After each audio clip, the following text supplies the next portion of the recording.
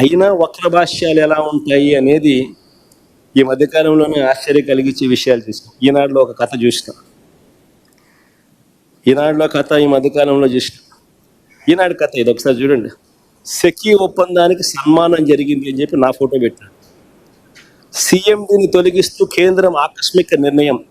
జగన్ ప్రభుత్వంతో ఒప్పందంపై వచ్చిన ఆరోపణలే పరోక్ష కారణం అని చెప్పి ఈనాడు రాస్తుంది. నిజంగా ఈ వార్త చూసిన తర్వాత ఈనాడు అనే పేపరు నిజంగా టాయిలెట్ పేపర్కి ఎక్కువ, టిష్యూ పేపర్కి తక్కువ. అదొక పేపరా, పేపర్ పట్టిన పీడన. అబద్ధాలు రాయడానికి అయినా కానీ హద్దు పొద్దు ఉండాలి. కారణం ఏమిటి అని అంటే, ఏపీతో సెకీ ఒప్పందం ఎప్పుడు చేసుకుంది? ఏపీతో సెకీ ఒప్పందం ఒకసారి చూపించిన ఒకసారి. ఏపీతో సెకీ చేసుకున్న ఒప్పందం ఆ డేట్ ఒకసారి చూడండి. 2021 1 డిసెంబర్ 2021. సెకీతో ఏపీ ప్రభుత్వం చేసుకున్న ఒప్పందం 1 డిసెంబర్ 2021లో కుదుర్చుకుంటే, ఈ సెకీ ఎవరైతే తీసేశారో, ఇప్పుడు కేంద్ర ప్రభుత్వం ఎవరినైతే సెకీ చైర్మన్గా ఉన్న వ్యక్తిని తీసేశారో, ఆ సెకీ చైర్మన్ ఎప్పుడు నియామకమయ్యాడు సెకీ చైర్మన్గా అంటే అది కూడా పక్కనే ఉంది. ఒకసారి చూడండి. 13th June 2023.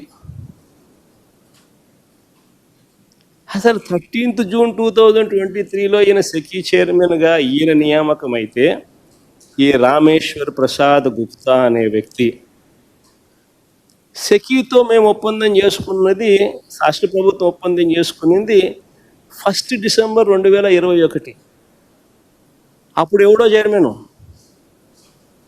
అప్పుడు ఈ మనిషి ఎక్కడ ఉన్నాడో కూడా తెలియదు, అసలు డిపార్ట్మెంట్లో కూడా లేడు. ఈ మనిషే లేడు. ఈ మనిషి ఎప్పుడో 13 జూన్ 2023లో వచ్చినాడు. వచ్చిన ఈ వ్యక్తిని కేంద్ర ప్రభుత్వం ఈ మధ్యకాలంలో తీసేసాం. దానికి దీనికి సంబంధం ఏంటి అంటే, ఏదో సామెత ఉంది చూడు, దూడ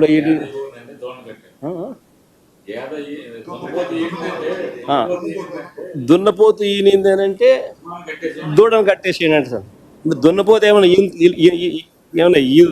ఎలా భర్తీ ఇవ్వగలుగుతుంది? దూడను కట్టేసేయండి. అట్టగా అసలు ఎవడు లేడు, అసలు మనిషే లేడు. ఈయన 2013 జూన్ 2023లో ఈయన వచ్చినాడు. మన ఏపీ గవర్నమెంట్ సెకీతో ఒప్పందం చేసుకుంది 2021 డిసెంబర్లో చేసుకుంది. దానికి దీనికి సంబంధం లేదు. ఈ మనిషిని కేంద్ర ప్రభుత్వం ఇప్పుడు తీసేస్తే, ఈ మనిషి ఈనాడు ముందు పమ్మ సెకీ ఒప్పందానికి సన్మానం జరిగింది. సీఎండీని తొలగిస్తూ కేంద్రం ఆకస్మిక నిర్ణయం. జగన్ ప్రభుత్వంతో ఒప్పందంపై వచ్చిన ఆరోపణలే పరోక్ష కారణం. అసలు మనుషులేనా వీళ్ళు? ఏమన్నా మాఫియా రాజ్యం ఇది. ఈనాడు, ఒక ఆంధ్రజ్యోతి, ఒక TV5, ఒక చంద్రబాబు. ఇది ఒక పేపర్లో వీళ్ళంతా ఒక మీడియా అని చెప్పుకునేదానికి సిగ్గుపడాలి వీళ్ళంతా. దానికి సంబంధించిన పరిస్థితులు ఒకసారి చూస్తే రాష్ట్రంలో స్కాములు ఏ స్థాయిలో జరుగుతూ ఉన్నాయో కనిపిస్తూ ఉన్నాయి. కానీ ఎవడు రాయడు. ఈనాడులో కనపడదు, ఆంధ్రజ్యోతిలో కనపడవు ఈ స్కాములు. TV5లలో అంతకన్నా చూపించారు. ఇంకా స్కాములు ముందుకు పోదాం. ఇంకా స్కాములు ముందుకు పోతే ఉర్సా అంట, ఊరు పేరు లేని ఉర్సా. ఎప్పుడన్నా పేరు విన్నారా? ఉర్సా అనే సంస్థ అంట. ఊరు పేరు లేని సంస్థకు విశాఖపట్నంలో రూపాయికి ఇడ్లీ వస్తుందో లేదో తెలియదు, కానీ రూపాయికి ఉర్సాకు 3,000 కోట్ల రూపాయలు భూములు ఇస్తున్నారు. దాని క్యాబినెట్ క్లియర్ చేసాం. ఈ మనిషి నారా లోకేష్కి స్నేహితుడు.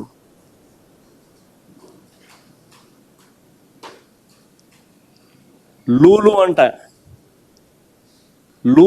అంట విశాఖపట్నంలో ఒక మాల్ కట్టడానికి 2,000 కోట్ల రూపాయలు విలువ చేసే భూమిని అప్పనంగా ఉచితంగా చేతిలో పెడతా ఉన్నారు. ఎక్స్ప్రెషన్ ఆఫ్ ఇంట్రెస్ట్ పిలవరు, కాంపిటీషన్ బిడ్స్ తీసుకోరు, అప్పనంగా ఇచ్చేస్తూ ఉన్నారు. కానీ ఈనాడు రాయదు, ఆంధ్రజ్యోతి చూపదు, TV5 అంతకన్నా చూపు. రాష్ట్రంలో ఈరోజు లిక్కర్ మాఫియా, ఇసుక మాఫియా. ఆ ఇసుక ఫోటో ఏది చూడండి సరే.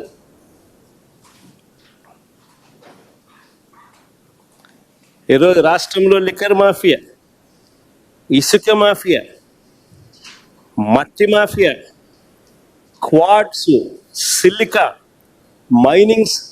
మైనింగ్ స్కాములు, ఇలాంటివి ఎన్నెన్నో. ఇసుక ఒకసారి చూడండి, ఒకసారి మీరే.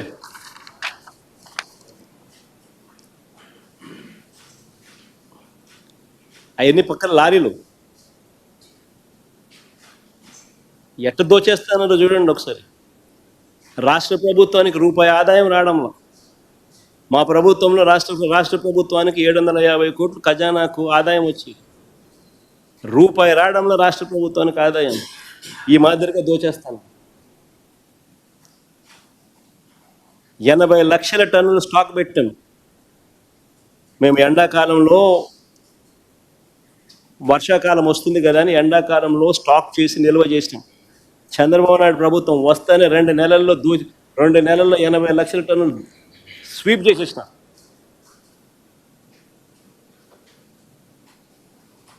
చూడండి ఫోటో.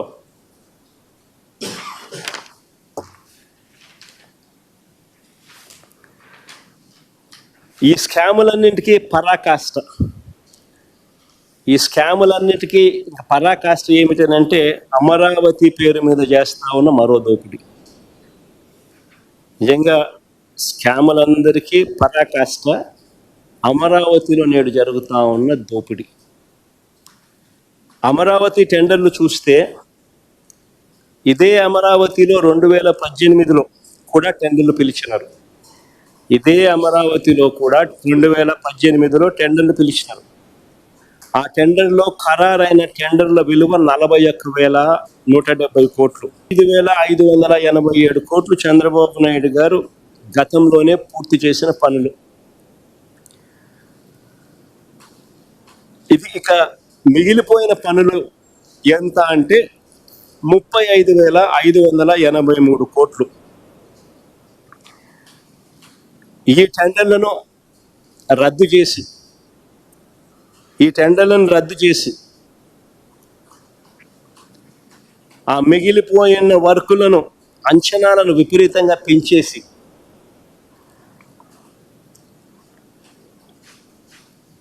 విపరీతంగా దోపిడీ చేస్తా ఉన్నారు.